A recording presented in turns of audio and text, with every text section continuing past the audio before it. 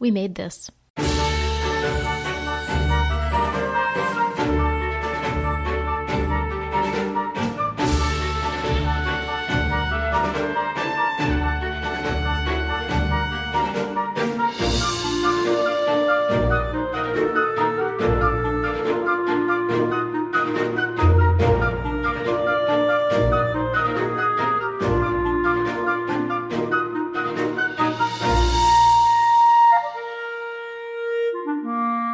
Hello and welcome everyone to a podcast devoted to the sounds of cinema and discussion about them between the notes, which is where we come in. I'm Tony Black. I'm Sean Wilson. And in our latest episode of Between the Notes, we'll be presenting music from and discussing the work of Danny Elfman, Alexandre Desplat, Benjamin Wallfisch, and more. Plus, we return to our James Horner Top 10. We got down to the number 6, I think it was, 5 or 6 last time. So we're going to finish off with some lovely James Horner music. But we're going to get right into it, I think, and we're going to talk about our first album today that we've been listening to, which is Danny Elfman's Dumbo, set to the film by Tim Burton, the new film, the new adaptation of Disney's classic Dumbo about the elephant who... You know what? Because I haven't seen because I haven't seen Dumbo. I haven't seen the new film, Sean, and it's been so long since I saw Dumbo as a kid. I actually can't remember the story anymore. Like I saw it when I was little, and I know the new film involves a circus, and it's you've got various different characters in it, but I don't actually know the story. I realise I don't know the story of Dumbo.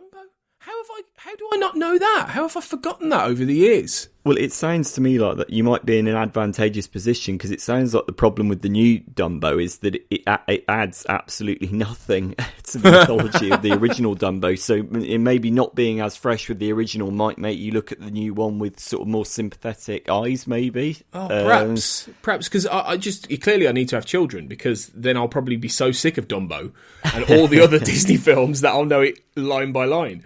But yeah, obviously, just regardless of the plot, there is a new Dumbo out by Tim Burton, and obviously Danny Elfman is scoring it, because Danny Elfman scores, I think, all of... Has he ever not scored a Tim Burton film? There's been a couple. He didn't do Ed Wood because they fell out during post-production on Nightmare Before Christmas, although they made up their differences, and then he scored Mars Attacks.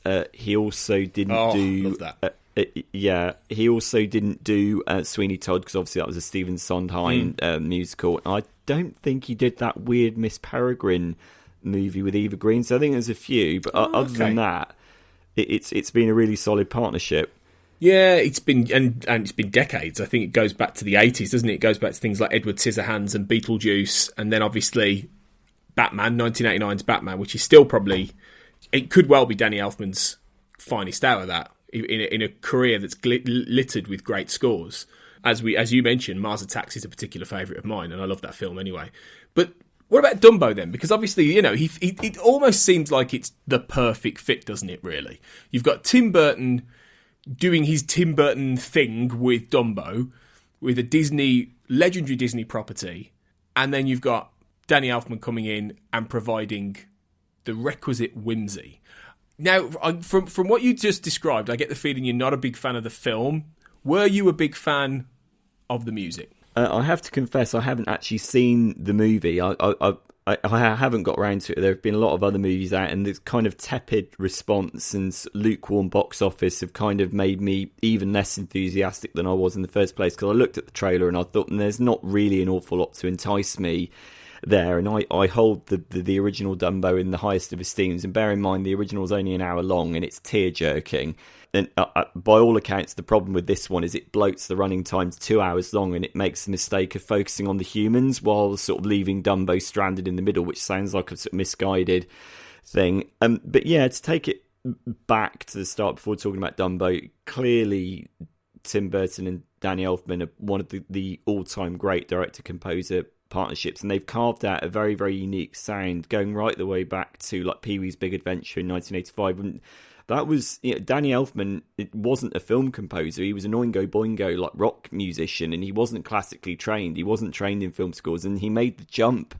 to film scores largely because of Tim Burton, and then that led on to things like Beetlejuice, which is a brilliantly wacky score, like you said, Batman, which set the tone for like gothic superhero sounds, Edward Scissorhands, which I think is Danny Elfman's masterpiece. It's one of the truly great scores of the 90s. Again, use the word tear-jerking. I mean, talk about scores that absolutely wrench the emotion out of you. Edward Scissorhands is astonishing.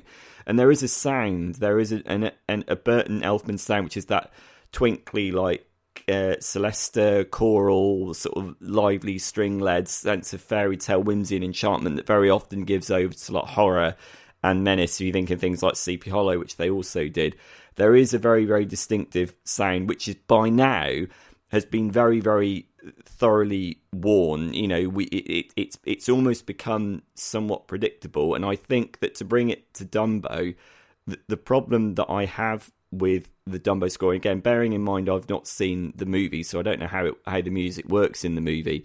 I think it's perfectly pleasant, and I think it's musically sophisticated and very accomplished, as indeed all of Danny Elfman's music is. He is one of the truly great, eccentric, distinctive film composers of the modern era. But I was listening to it thinking, it's perfectly tuneful and it's well composed, but it's not surprising me in any way.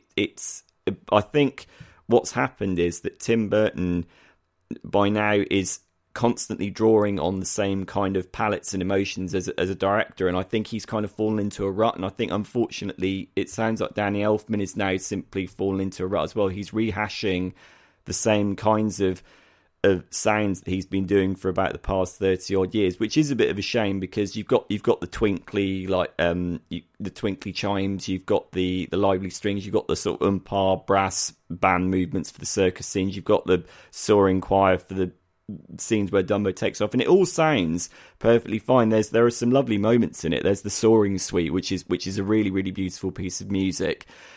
It's just that I get the feeling that Danny Elfman's heart now lies in other projects. I mean, he's just released the violin concerto, the 1111, which I was just listening to recently, and that there is a sense of him being much more freed in that. He's much more expressive, and it's much sort of more dynamic, and the range is interesting. And I wonder now if maybe, in terms of at least writing for Tim Burton movies, Danny Elfman has said pretty much everything that he's got to say. I mean, certainly one of the criticisms levelled at Dumbo is that Tim Burton doesn't appear to have anything else to say as a director, and I don't say that, you know, I don't like saying that, because I like Tim Burton's films usually. But I mean, bearing in mind that you haven't seen the film, what did you think of the music? I did enjoy it. I'm sitting here though. I listened to it I think about a week ago, and I haven't been compelled to go back to it. There is one album that we're going to be talking about today that I've gone back to a lot in the last week, and I am lapping up massively. The other two, I'm in the same position with in some respects, in that I haven't really found the desire to keep going back. And when I listen to Dumbo, I think everything you said, I agree with. I think it has all the kind of Elfman riffs and refrains and things like that, but I honestly can't really remember much of it. Like a week later, I can't really pick much out of it, you know. And I think that's worrying, really, because there are a lot of scores where there is a really distinctive, either, you know, leitmotif going through it, or a distinctive recurring, you know, sound or particular character theme, or whatever it is in a lot of Elfman's music. You know, I talked earlier about Batman. You know, that Batman theme is still the best Batman theme, I think, you know, of any of them that have been done, because it is just so powerful and sticks with you.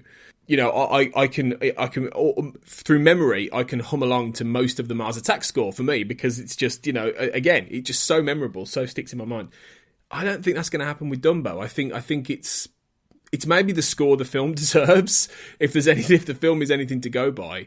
Quite workman-like Elfman in a way, still nice, and I think when you listen to it, you come out the side of it thinking, yeah, that was nice, but I'll be damned if I can remember much of it, and that is odd for an Elfman score. Yeah, and I suppose we should stress that a workman-like Elfman score is better than most other composers' greatest works, and he does have he has a very, very distinctive voice that he has carved out over 40 years, and you know, for a composer to have a recognisable style is no mean feat. I mean, to be able to recognise the work of a composer from just a few notes shows what an extraordinary impact they've had on the world of film music. And Danny Elfman is one of those. You only need to listen to a few bars of a Danny Elfman score to know exactly that it's a Danny Elfman score, regardless of whether it's been written for a Tim Burton movie or not. I just think that I kind of wanted the Dumbo score to surprise me a bit more. There are nice things in it. There's the new version of Baby Mine, which is of course the Dumbo mother like cradle rocking sequence. That's been redone, and there are nice sort of incorporations of that. You know, there is a new theme for Dumbo himself. I mean, interestingly, Elfman has been talking about the work on the movie, and he said that Tim Burton's sort of simple score, that's simple, really largely based around one theme, because Dumbo is a very pure, relatively simple character, and that's interesting. It's just that, yeah, there's nothing new in it, and by the sounds of it, that problem afflicts the movie as well. So it might be a case of, you know, this might be a creative partnership that is temporarily run dry. I mean, you can't really say whether it's permanently run dry, but I think that, yeah, like you say, you go back to like how genre defining Batman was. I mean, Batman, along with John Williams' Superman, is, I would say, the greatest superhero score ever written. But I can't see myself returning to this one, to Dumbo, repeatedly. No, and that is a shame. But I'm not, in a way, well, you know what, I was hoping, I had a feeling Dumbo wasn't going to be great, and yeah, okay, I'm judging it before I've got to be careful we don't judge Dumbo before we see it, because that's always difficult. But when you've got the weight of critical, you know, I'm always one of these people who thinks if one critic says its opinion, if about 3 or 4 are saying it, then they're probably right. And with Dumbo, it seems to be the consensus that it's average, really, it's pretty average. And I was hoping that, I did suspect that beforehand, and I was hoping that we might get a score that lifts above that, and we kind of don't, really. So that's a shame. Let's just hope that, I mean, I hope that Burton gets out of this funk, because maybe if he produces a truly great movie again, then we might, by some sort of joint osmosis, get a great Danny Elfman score again out of it, maybe. Yeah, and I think that what Danny Elfman's doing now, seemingly again with the violin concerto, and I think he's also now started to compose something for a theatre production. I think it popped up on Facebook the other day. Danny Elfman is you know, there's a lot of news about Danny Elfman comes out on Facebook for those who are interested in his work.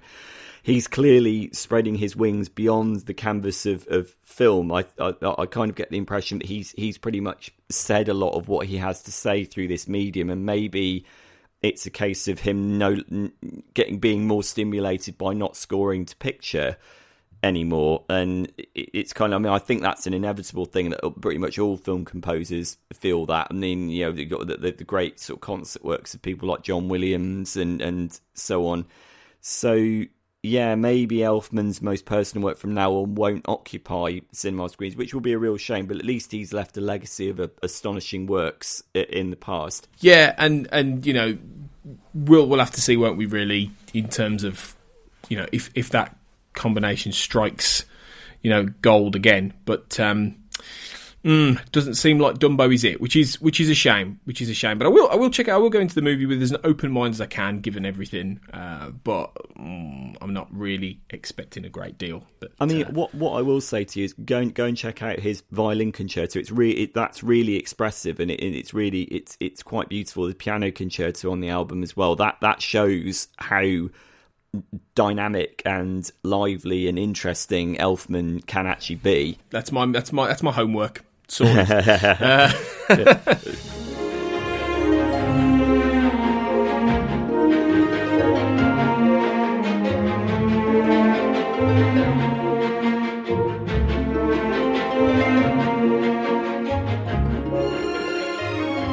So let's move on then to James Horner list. Last time we obviously had a break when we were doing the female composers list, but the episode before that we did our first countdown of our first composer top 10. You know, we're going to do more of these. We're going to choose some of the greats and we're going to go through a top 10 and compile a top 10 list.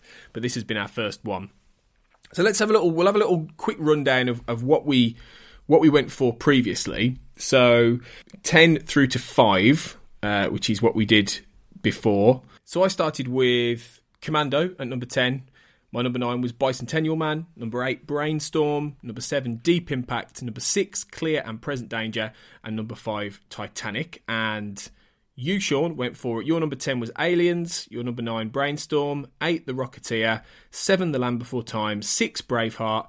5, Star Trek, The Wrath of Khan. And I think we've got a mix of things I think that we've maybe covered before with some new stuff. So why don't you kick us off, Sean, this time, and tell us what your number 4. We'll do 4 to 3, then we'll have a break and we'll come back and do 1 and 2. So what is your number 4, fourth best James Horner score? It is Field of Dreams, which I think is one of Horner's most beautiful and most understated efforts. And I think it's the understated grace of this score that actually draws me to it, because Horner drew a lot of criticism for, being melodramatic and overblown, although, clearly that lent itself to a lot of the films that he wrote music for, and one need only think of things like Titanic and Braveheart for that.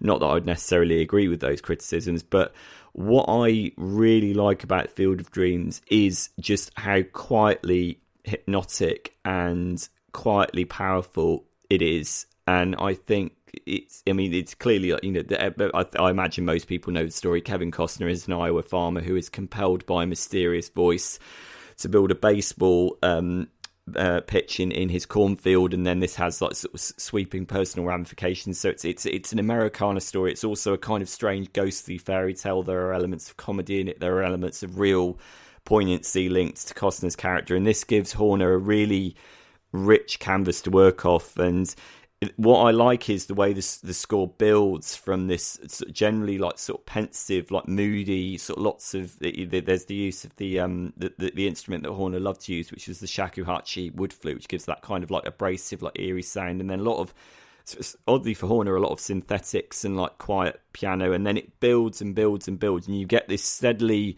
sort of sense of awakening through the score, really, which culminates in what I think is my favourite Horner cue of all time, which is The Place Where Dreams Come True, which you get the reveal at the end that reduces all men and women to tears at the end of the film. It's heartbreaking. That's 10 minutes of pure, undiluted Horner magic that feels earned. I mean, the music is sentimental and it is warm, but there's an honesty to it. There's a sincerity to it because of how well the atmosphere has been built up throughout the preceding score. I like scores that do that sort of hold the sort of big emotional moments back until the end and make that emotion feel earned.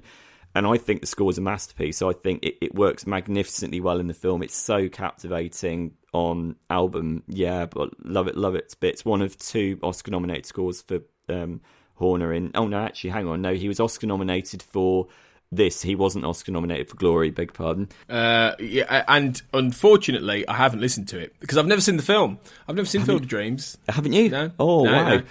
I've got there's so many films that I should have seen that I haven't seen. Like I've got for what was it for? It might have been for Christmas. I think it was for Christmas. My wife bought me one of those wall chart things with 100 like bucket list movies you need to watch. You scratch them off and it reveals like a fun sort of iconoclastic artwork poster.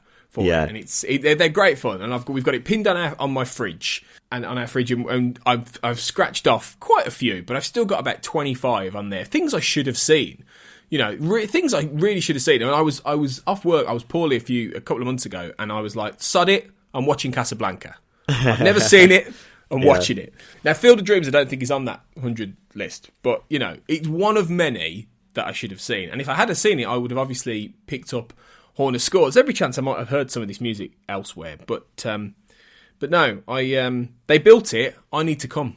Really? Yeah, you do. Yeah, it's good. I mean, it's his first collaboration with Phil Alden Robinson, with whom he would later work on Sneakers, which is another great Horner score. Like lovely use of like saxophone mixed with this piping like vocal choir arrangement. That they were clearly great collaborators. But I cannot stress how beautiful the Field of Dreams score is. That's why it's my number 4. Right, I'm on it. I'm on it. Film and score. All right, it's going on the list. My number 4 is a film, thankfully I have seen, which is always good when you're putting a list together. I'm going back into the world of Jack Ryan for Patriot Games. Now, this one, I really like this film. This is obviously we covered Clear and Present Danger which was the second film in the Harrison Ford Jack Ryan films. This was the first one, Patriot Games, and it's the Tom Clancy novel, basically Jack Ryan, CIA versus the IRA, and this was 1992, basically. That's a brilliant way of putting it. CIA versus the IRA, yeah. That's great. It's set in 1992, when the troubles were still rife, really, long before the Good Friday Agreement, when it all started to calm down a little bit. And then it's one of those films, Jack Ryan has to come to England to protect a royal lord from IRA terrorists, and it's all a bit. The film, I really like the film, but it's hokey, and my God, it is very, very sort of stereotypical in how the Irish terrorists are portrayed. You killed my kid brother. You killed me, kid brother. Sean Bean. Yeah, psychotic Irish Sean Bean. Yeah, you killed me, kid brother. So in those terms, it is dated quite a bit, that film. But I really like what Horner does, and I mean, the Clear and Present Danger score carries through certain of the Jack Ryan ideas, but it almost feels in a way like a forerunner to what kind of some of the stuff he does in Titanic. Actually, a lot of the the woodwind and the pipes and things like that, to create a very sort of Irish, very Irish, Irish. Yeah, it's not subtle, but it works. It actually works, and I think what really sells it for me, this score, is the final main cue, which is a significant cue, which is the boat chase, which is this fantastic 5 minutes set to actually a brilliantly put together boat fight sequence in the middle of this storm off the coast of Cornwall or wherever it is, or Devon. I can't even remember where it is. Kent, somewhere on the coast, which I think is a fantastically put together action sequence. Actually, probably one of the best things in the whole film. And the score for that is Horner at his most pulse pounding, intensive. I was just heart in mouth listening to that, especially set to the film. So yeah, I've got a lot of fondness for the film and the score for this one. Yeah, I think it's an influential score, and people don't think of it like that. I mean, in terms of the Enya, like you say, new age approach. Yeah, you're absolutely right. It did have a massive influence on later scores. I can't say it's a Horner score that I have returned to regularly. But there's no denying its atmospheric qualities. I think I need to listen to it again, actually, and take a closer listen to it. Yeah, it's worth it. Like I say, it's worth it for that boat chase cue. I mean, that's just cracking action music, really is. And when he's not always necessarily associated with action music in some way, certainly towards the later part of his career. A lot of the scores we've covered are far more melodious and things like that. But when he can do an action cue as good as anyone, Horner. So yeah. When he breaks out the percussion and the anvil and the snare drums, it's brilliant. He had a fantastic rhythmic sensibility. Yeah, he really did. Yeah, and that's definitely true of some of the Patriot games. So yeah, that's my number 4. What's your 3 then, Sean? It is Apollo 13, which I watched again over because, yeah, exactly, yeah. I only need to say Apollo 13, don't I?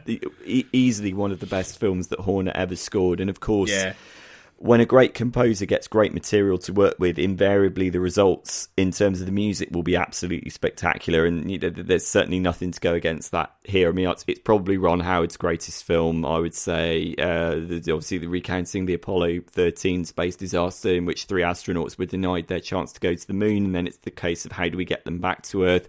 So it's a score that by turns, it is about the majesty of the space race, with the beautiful trumpet solos, which I can't remember if it's it might be Malcolm McNabb that might have done the trumpet solos, but I might be wrong about that.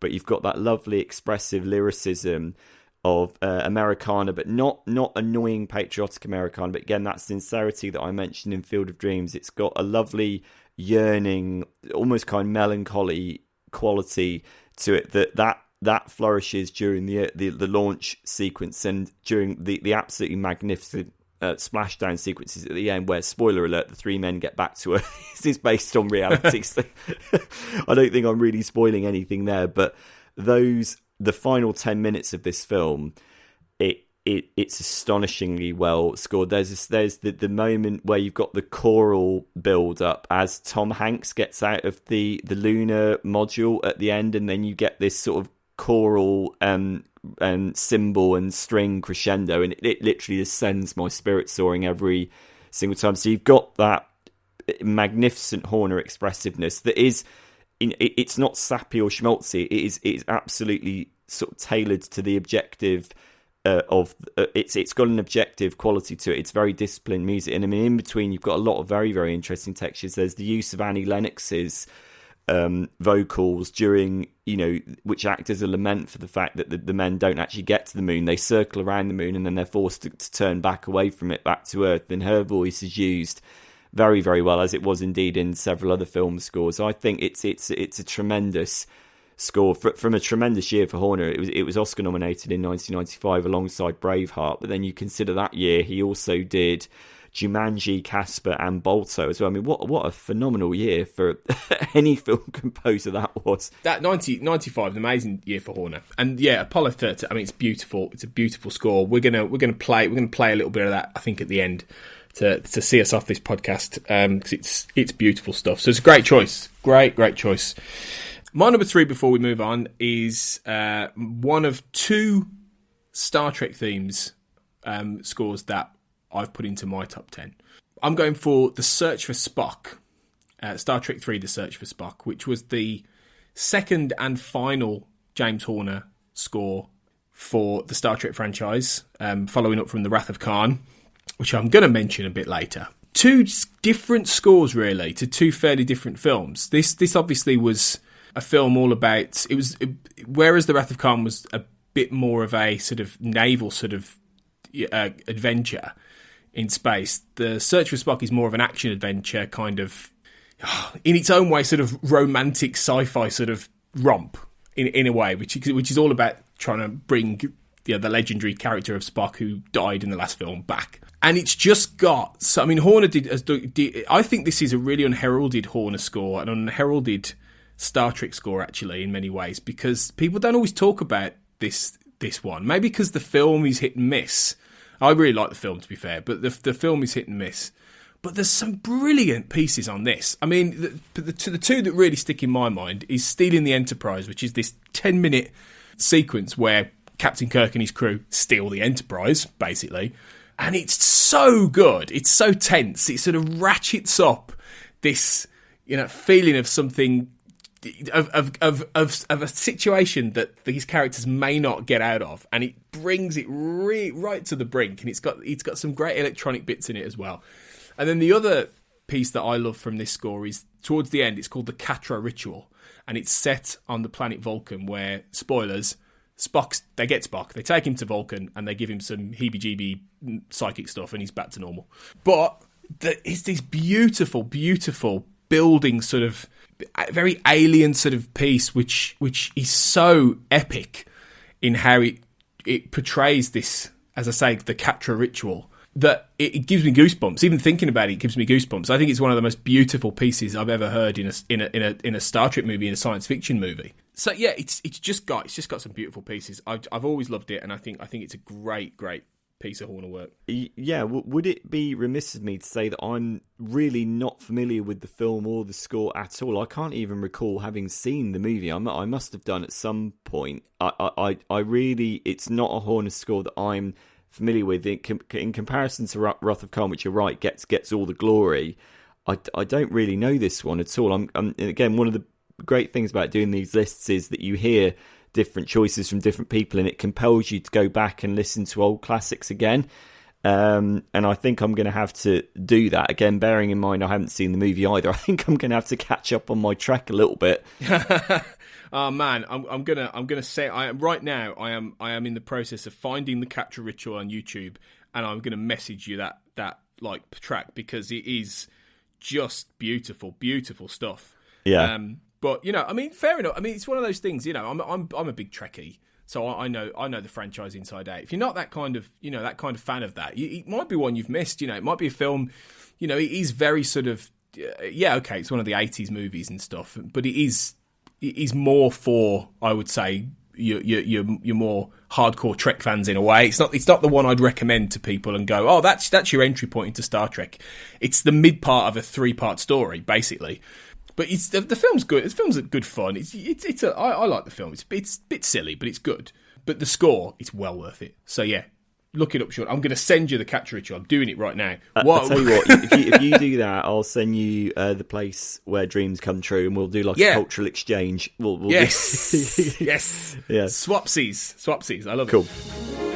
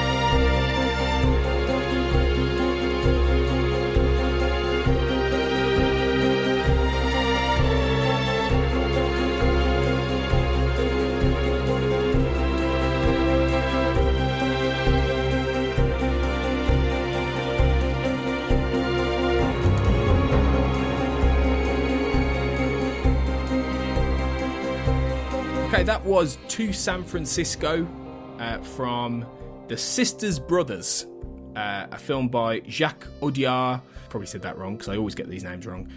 Although I got Desplat right, didn't I? I got Desplat right earlier. You did, so, you did. Yeah, I think you've got Audiard right as well.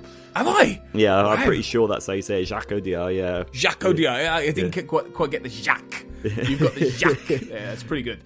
But yeah, film starring Joaquin Phoenix and John C. Reilly. It's set in 1850s Oregon about the Eli and Charlie sisters, the brothers, chasing a gold prospector, both a pair of assassins, based on the novel by Patrick DeWitt and scored by Alexandre Desplat. And this is a film that came out quite a while ago, I think, in the US. I think it came out at sort of autumn time last year. And I was sent the album then, actually. And it kind of didn't really register with me because I'd not really been familiar with the film. And I was like, we're not getting that for ages. It's only just coming out in the UK. And I haven't seen the movie. And I think the movie has been liked a fair bit by people. It's sort of been lukewarmish reception. Some people liked it, some people didn't. But I loved this. I've been listening to this on rotation for like a week or two now. I think it's great. It's got mixes, I think, of what you expect from Desplat, and at the same time, it feels like it's him trying some new things. Did you like this one, Sean? Yeah, I really did, actually, and I saw the film a couple of weeks ago. You're right, it took a long time to come out over here. It played at the Venice Film Festival, and it's not a surprise that it's taken a long time to come out over here, because it didn't do well in America, and upon seeing the movie, it's very easy to understand why it hasn't played with a mainstream audience. It's a very strange movie. I liked it, actually. I read the book, so I kind of knew what to expect from the tone of it. It's very unpredictable. It kind of ambles along, and it's almost like a Rubik's Cube of a movie. You can't quite get a handle on what kind of tone it's going to strike next. It moves from like whimsy to all of a like massive gun blasting violence, and the sounds of the guns are like really quite colossal and well done, like smoke coming off them. And then it sort of morphs into a kind of poignant story of like brotherly rivalry and brotherly love, and then it comes full circle back to being quite violent again. It's a very odd little movie with two great central performances, and of course what that allows Desplat to do is to dip into his really creative bag of musical tricks. And we should point out that his previous scores for ADR do not fall into the sort of melodic, accessible Desplat that is mainly maybe popular with mainstream audiences. You think of the stuff like the Harry Potter scores or the Golden Compass or the King's Speech. His scores for ODR do not strike that note. They are often quite alienating and strange, and they deal with texture and sound rather than melody and harmony. And I think the interesting thing with the Sisters Brothers score, I was reading about this the other night, about his approach to this, how he wanted to do a Western score that didn't sound like Ennio Morricone or Elmer Bernstein, because obviously that's a very, very well-trodden avenue into writing music for Westerns. What Desplat has done is he sought to write a score in the idiom of that most American of genres, which was jazz. So it's almost kind of like an inverted jazz Western score. I stayed through the end credits to sort of see what the instruments were in it, and there's a saxophone credited in it. I was like, I don't remember there being a saxophone in it. And then I listened to the score in its own. I was like, there it is, in what might be termed the main themes. There are like jazzy overtones to it. There's that kind of almost there's that kind of strange sort of rumbling like piano or honky-tonk piano going through it, which again, it sounds like it adheres to the stylistics of many a Western score, but Desplat is able to turn it inside out through his usual musical voice, so it's both inside the genre and outside of the genre as well. The music has got a kind of sweep to it, but it's kind of a strange off-kilter sweep, and in that sense it's perfect for the movie. I mean, I couldn't even begin to list all the number of instrumental choices that are used in this and the ways in which they're used. It's a very odd sounding score. It's not one that's easy to listen to, but it works like gangbusters in the movie, and I have to say I found it very compelling on its own terms. I think Desplat has got such a singular musical voice that even when he's writing something quite baffling like this, it becomes inherently compelling. Yeah, it is odd, isn't it? I mean, I was surprised actually at how much I enjoyed it, even though it is in its own way. At times it's quite lyrical, at times it's quite discordant, at times it's quite mystical, at times it's, it's funny. We've been over the last few months, we've been playing the video game Red Dead Redemption 2, which is just an amazing Western, set in like the 1899 in America, and it's got a lot of obviously music in that, which is really good, and it fits. And as we were listening to the Sisters Brothers, my wife said this would fit. Some of this would fit perfectly on Red Dead Redemption 2. It has that. It had a lot of it. The track we played, To San Francisco. There's another one called To Jacksonville. They really have a great sense of movement. That kind of Western movement that characters would take. You really feel that with some of these pieces. And then you get something like Gold, which is this really beautifully strange piece that feels like you're in the middle of a fairy tale. So it is unusual, but I really connected with it. And there are certain tracks that I think I enjoy more than others. It doesn't have the flow of something for me like, say, Isle of Dogs did last year, which I loved. And a sort of consistency in terms of recurring themes and motifs and things like that. But when it works, I think it works beautifully well for me. And it's rare that I don't like a Desplat score, really. But this, just clicks with me. I think it's great. I think it's really good. I hope I enjoy the film. When I see the film, I will watch the film eventually. I hope I enjoy the music as much to the film as I have independently, actually. I mean, when you see the film, you'll immediately realise how well tailored the tone of the music is to the movie, because it's quite a dark score, isn't it? And the underlying themes of the movie, and indeed the book on which it's based, are very dark. It's a movie about male isolation and male identity, and about how John C. Reilly's character Eli has spent a lifetime killing people with his brother and maybe wants to give it up, and then Charlie, the Joaquin Phoenix character, is the more sort of loose cannon one, thinks nothing of like firing his 6-shooter in a crowd of people, says to Eli, no, we're the Sisters Brothers, through violence comes through unity, we're together. And there are a lot of these kind of complicated contradictory themes which play directly into the contradictory nature of the score. It's a very difficult score to get a handle on. I mean, interestingly, you pick the To San Francisco piece, which is one of the very few scenes in the movie that I actually remember the music opening up. It actually accompanies with it, without wishing to give too much away. It's the scene where Eli and Charlie see the sea for the first time. They see the ocean, but they're they are not. Neither of them are quite sophisticated enough to reach to appreciate the gravity of that situation. There is a dialogue exchange between them, which is quite rhetorical and quite banal, yet also darkly funny. And it's one of the few moments in the movie where the score lifts up, but it still sounds very strange. It doesn't stoop to sort of like Hollywood's musical conventions. And I think that's entirely to Desplat's credit. He's a very intelligent composer, very clever, and I think it's a credit to Jacques Audiard for drawing this kind of music out of him. For sure. I really like it. In fact, it's made me want to see the movie even more now, which is, a credit to the music, really. So we're going to play you a little bit more of The Sisters Brothers by Alexandre Desplat. That's out now from Lakeshore Records, and I'd say it's well worth checking out. So here we go.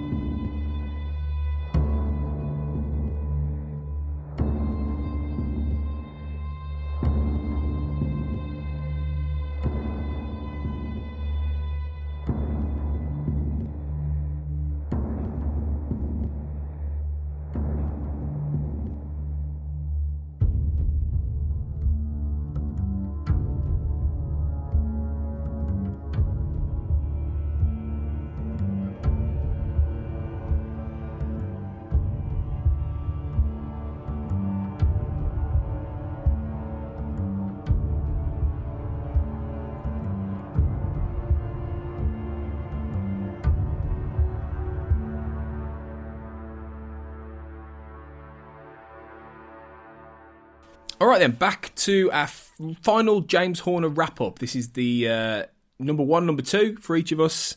This is what we think is the creme de la creme of Horner. And that's saying something, because we've been through some amazing scores already. So 1 or 2 of these we may have covered last time, but we'll see where we go.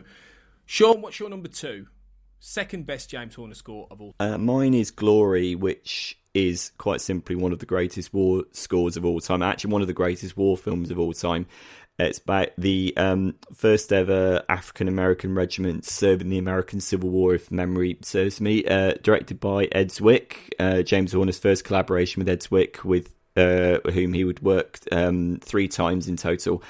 It's an astonishingly powerful score. It largely takes the form of there's a very strong sense of a choral requiem. Like the score is a requiem for all of those that died in this tragic conflict. And primarily this regiment, it builds to the climactic battle of Fort Wagner, which is a very, very pivotal moment in the American Civil War. So you've got these extraordinary chanting, like choral forces that are unleashed towards the end of the movie, and actually it's a score that uses the human voice as an instrument. If you want to know how effectively the human voice can be used in a film score, go and listen to Glory by James Horner, because it's brilliant. It's I believe the Harlem Boys choir that are used, and it gives a kind of innocence and yet also a very, very piercing sense of urgency when needed. And you got all the usual Hornerisms are in there. Again, as I said with Danny Elfman earlier, you can recognise a James Horner score pretty much as soon as it starts. There's something about the way he writes for strings and brass and percussion, particularly in the context of a militaristic movie like this. It's a really, really incredibly well done score. It wasn't Oscar nominated in 1989, as I said earlier. That went to Field of Dreams. This got a Golden Globe nomination, and neither score won in their respective categories. But I mean, again, talk about a double whammy in 1989. I mean, blimey. It's just, Horner had a phenomenal year that year. Yeah, what an amazing year, really. Yeah. I've done it again, though. I haven't watched Glory, and I haven't listened to the score. I mean, honestly, make it a priority for both, because they are such powerful experiences. I know. Both of them. I know. I need to do it. I need to do it. I'm really letting the side down here, really, with this. So I'm glad though that your number one, which you're going to talk about in a minute, I have seen the film and I have definitely listened to the music. So yeah, I will. Glory's definitely on my list to do. I'm going to cheat a little bit with mine, and I'm going to sort of do two in one here, because both of the ones that I've got at my top we talked about last week. Or the last episode we covered the James Horner score. So my number 2 is Aliens, which was your number 10, and obviously James Cameron's like legendary 1986 science fiction movie. I think I'm slightly biased in a way because of the one that isn't in the film, the combat drop thing. We talked about this before, and I think that's the one that always leaps out in my head all the time, even though it wasn't actually in the film. But I still think it's really good. I still think it's got some great pieces in it. So I couldn't help but put that towards the top. And my number 1 is The Wrath of Khan, which was your number 5. And we, as I say, we talked about that last time as well. But I just think that's just unbeatable. It was interesting actually on Facebook, in some of the Facebook groups, which I think we're both in. Things like, I think it was Film Track Scoreboard, possibly. There've been a lot of James Horner polls lately. I don't know if you've been getting involved with these. I've been seeing those. Yeah, I think it's Go Soundtracks who's been putting them on, and they've been really good polls. And Wrath of Khan beat, I think what was it now? It beat, I think it beat something quite significant recently. It might have been Braveheart actually, but it seems to be doing really well in these polls in terms of winning. They're always fairly close because it's hard to really pick between most of these scores. But I think Wrath of Khan just has some. I mean, I'm biased anyway because it's probably my favourite science fiction movie. It's in my top 5 favourite films of all time. So I am biased in that I know that film ridiculously well. I've watched it a million times. But that music is amazing. It's amazing in so many ways. It's moving. It's thrilling. It's just got everything. It's just got everything. There's certain tracks in it, like like the Battle in the Mutara Nebula. Even in the opening and end credits, which just do these beautiful new things from the with the Star Trek theme, different from Jerry Goldsmith's The Motion Picture, which is my favourite score, in fairness, of all time. And that's for very different reasons. But I'm super biased, but that it wouldn't be everyone's number 1, which it wasn't yours. But I just love it. I love it to bits, and I've listened to it so many times, so I can't see past that really. Well, I suppose you could also say that. I mean, Wrath of Khan was so much more commercially successful than the motion picture. It was so much more of an accessible, enjoyable movie, and I suppose a lot of that could probably be credited to Horner's score, because Horner's it's a really good number 1 choice. Horner's score is so spectacular, and it's got that lovely swashbuckling sense of like daring do. It's like you're watching a movie set in outer space, but it could easily be set on the high seas, which I believe that was Jerry Goldsmith's original intent with the theme for Star Trek the Motion Picture. But then Robert Wise said to him, it complained, it sounds like sailing ships, and then a rather miffed Goldsmith then had to rework the theme, which then became obviously the main Star Trek theme that was used in Next Generation, which was interesting. I can't fault you in terms of your number 1 choice. I mean, this was arguably the score that put Horner on the map. I mean, maybe you could also argue Battle Beyond the Stars, but this was the first big Hollywood score that put him on the map. Yeah, great choice. Yeah, and like I say, I know you haven't listened to Search for Spock, but it's not quite as good as this, but it does, and it's different. He tries different things with the Search for Spock, but it does have some great pieces in it. So yeah, he did some cracking stuff. It's a shame he didn't do more, really. Much as I can't begrudge the fact that we got a few Jerry Goldsmith scores again for Star Trek franchise. It's a shame he didn't do any more Horner. But all right, let's finish this up then. What is your favourite James Horner score of all time? My favourite is Legends of the Fall from 1994, which you said is a movie that you have seen. I have seen it many years ago, but I have seen it, and I've listened. I've got the score on CD, and it's just sumptuous, isn't it? Absolutely magnificent. Oh, it's beautiful. I mean, if you want what is essentially a summation of everything that made Horner's music so great, go and listen to this score. And I will say outright, the movie I think is risible and overblown and very silly.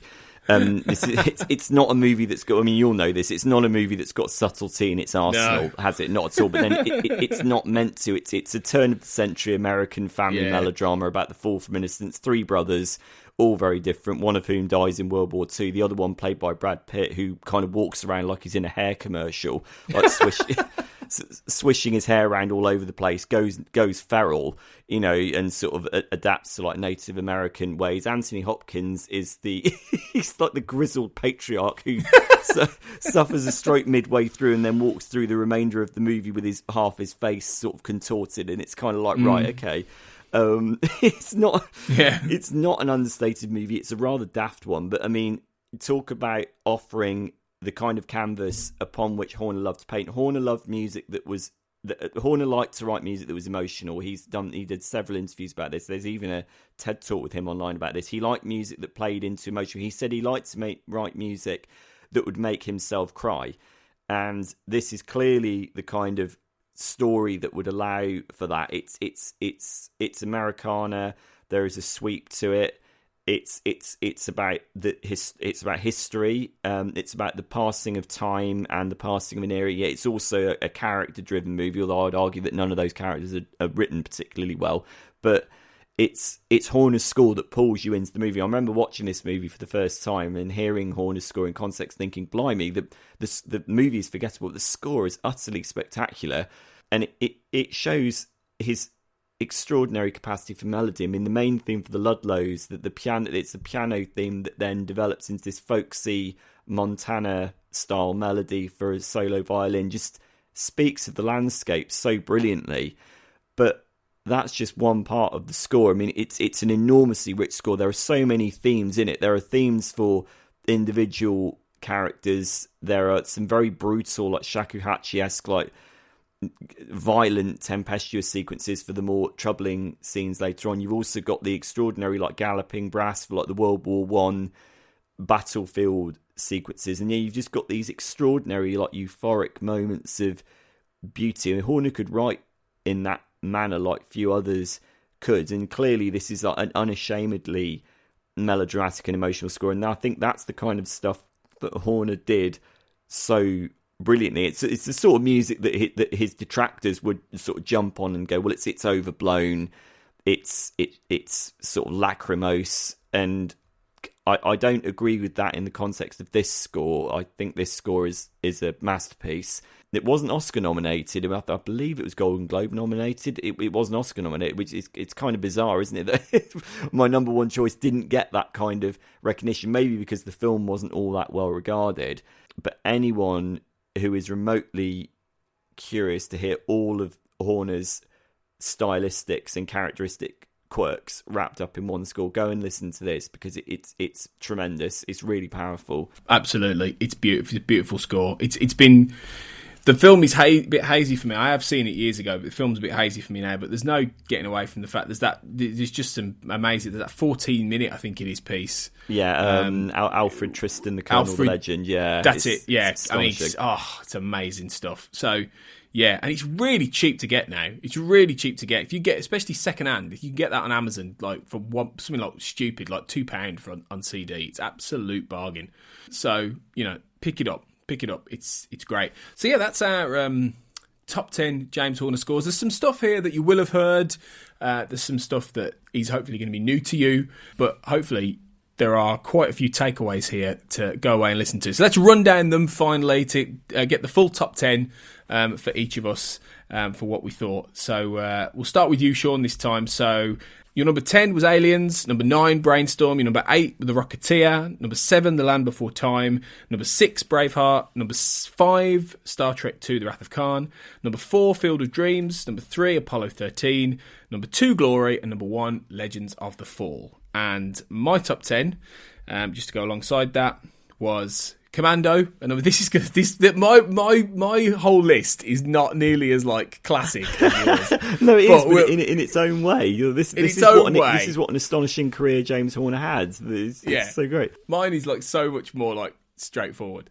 So number 10, Commando. Number 9, Bicentennial Man. Number 8, Brainstorm. Number 7, Deep Impact. Number 6, Clear and Present Danger. Number 5, Titanic. Number 4, Patriot Games. Number 3, Star Trek 3, The Search for Spock. Number 2, Aliens. And number 1, The Wrath of Khan. So just go away and listen to all those if you haven't, because there is just absolute gold there. What an assortment of scores that is. I mean, my heart was ripped out when I heard that James Horner had died in that plane crash in 2015, and it was like I'd never met him, I'd never interviewed him, but it was like I'd lost somebody that I knew well through their work. And it was 2.5 years later when there was the memorial concert at the Royal Albert Hall, October 2017 I think it was, and that was the moment where I finally thought I've heard his music played live, and that was kind of the moment where I felt like I could say goodbye to him finally. And that was a very powerful and sobering experience for me, actually, as indeed has been compiling and talking about this list. Actually, very, very, very sobering. Yeah, and difficult, absolutely. But we're gonna rise to the challenge again, and we're gonna do another 2 composers, another top 10, probably over 2 episodes again of another composer. But we haven't decided who that is yet, so we'll put our heads together and figure that out. I'm pretty sure that Big Jerry is incoming. I will insist on it. I think it might have to be. I think it might have to be Jerry Goldsmith next, but we'll see. We'll talk about it.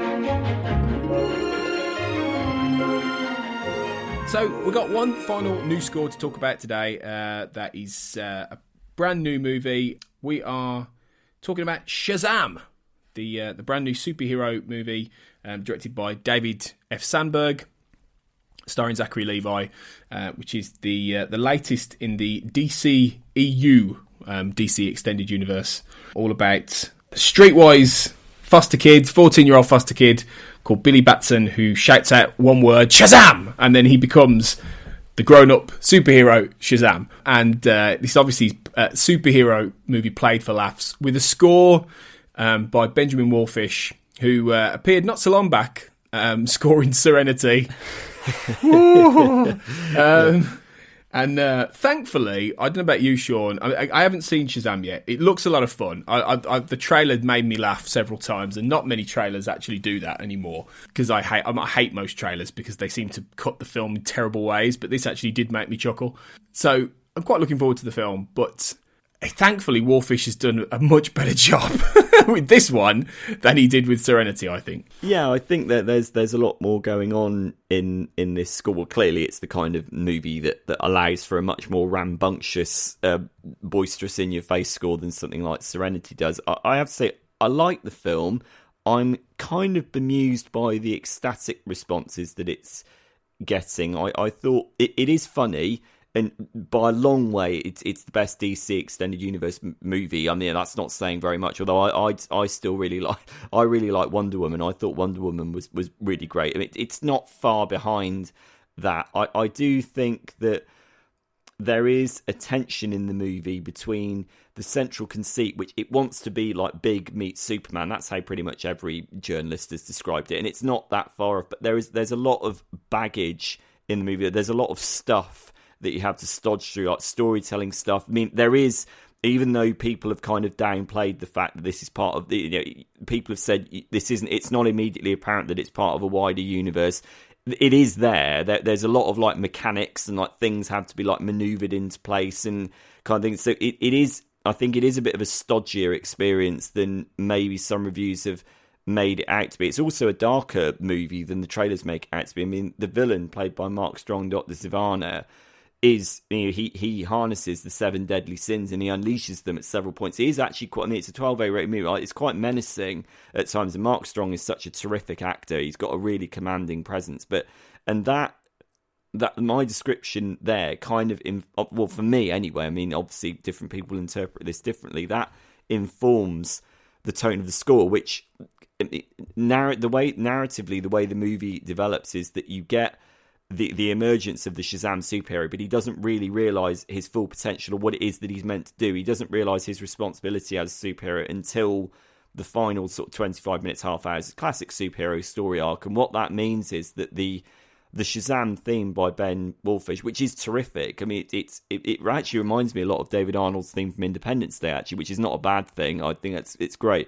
But that theme doesn't actually feature in the score in its entirety very much at all until you get to like the last maybe 20 minutes, which is narratively it makes sense. But I think if a score is going to do that, if a score is kind of beholden to its movie in that sense, then I think what really needs to happen is that the secondary material needs to sort of step up. And I think for me, it does in fits and starts. I like the theme for Dr. Zivane. You've got this swirling sort of woodwind choral theme, which connects to the layer of the original Shazam wizard who ends up giving Billy his powers. So you've got this lovely kind of swirling portentous material, which reminded me a lot of Wallfisch's previous work for Sandberg. I mean, think of like Lights Out. I mean, Wallfisch is a terrific horror composer. I loved his work on It and A Cure for Wellness. There's a lot of menacing material in the score, more so than you might expect, given that the artwork is Zachary Levi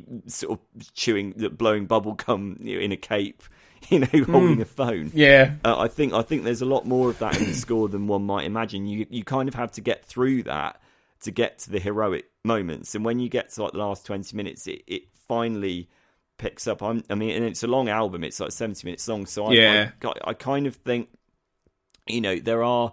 It's a really enjoyable score. I think maybe for me, it maybe require repeat listenings to kind of draw out its nuances, because certainly when you hear the Shazam concert arrangement at the beginning, you think, blimey, this is going to be like best score of the year material. You think you don't get superhero themes sounding like this anymore.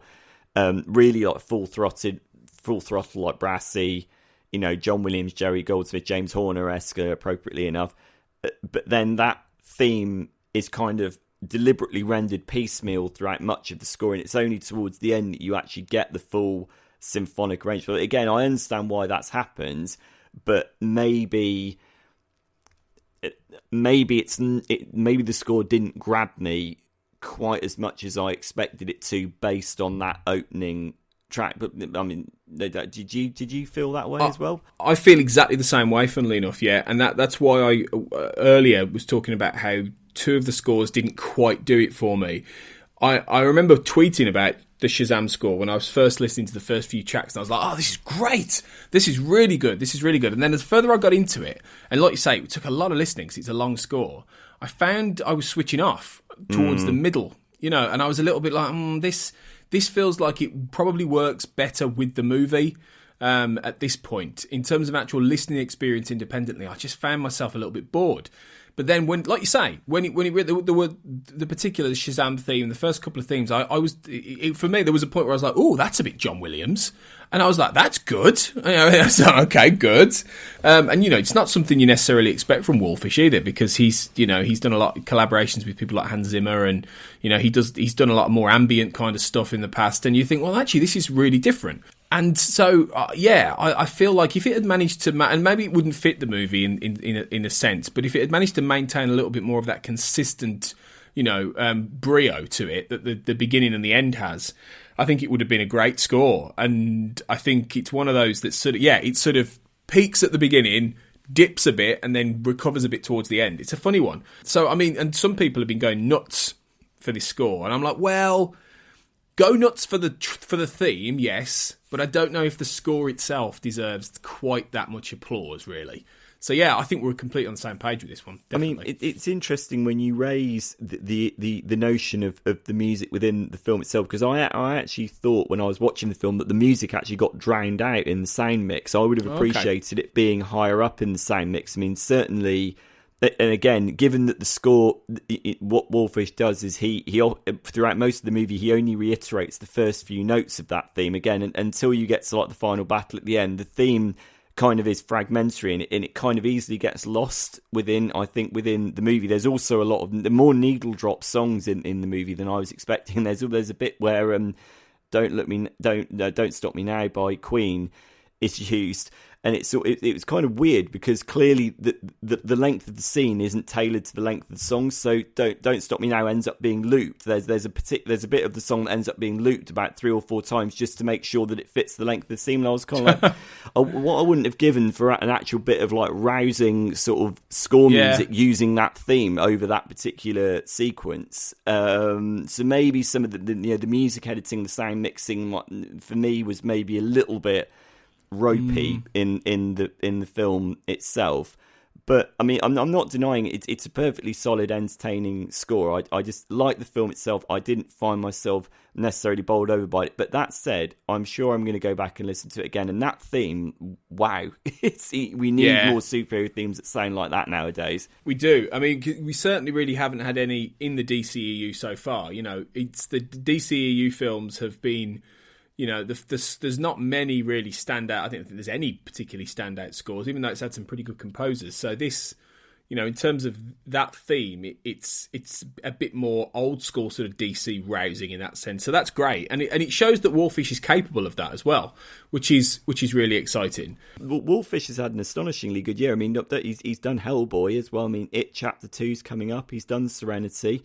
I mean, what an extra. I mean, we're talking about how James Horner had great years in like 1989 and 1995. This might well be Wallfisch's year in terms of demonstrating his versatility across a host of different genres, and I think clearly that might be why a lot of producers and directors want to work with him. I mean, any composer that can work across a multitude of genres while maintaining a kind of house style is clearly going to be very much in demand, and deservedly so, frankly. I think he's a terrific composer. Yeah, and we're going to talk about Hellboy in the next episode, I think, because Hellboy's out soon. We'll come back to Wallfisch in the next episode.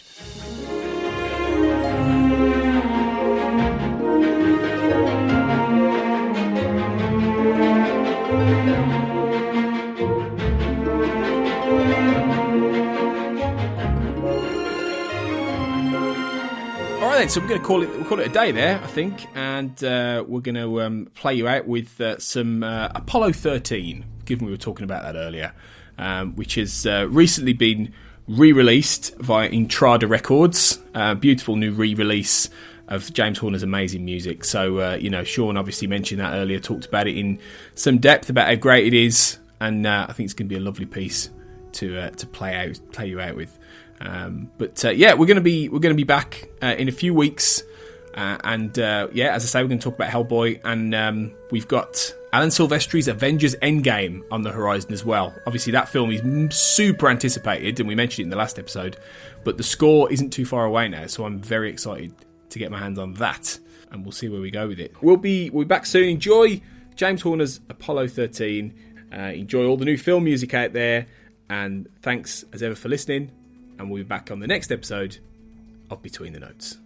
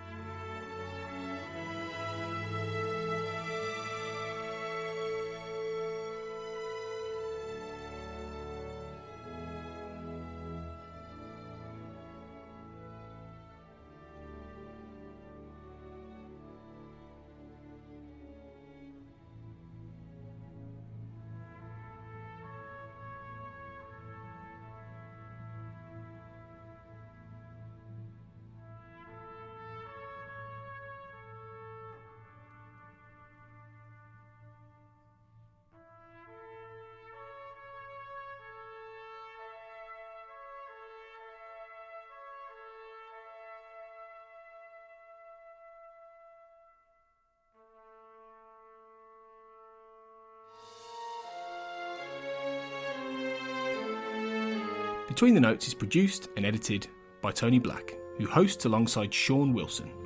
You can find Tony on Twitter at AJBlackWriter and Sean on Twitter at Seano22.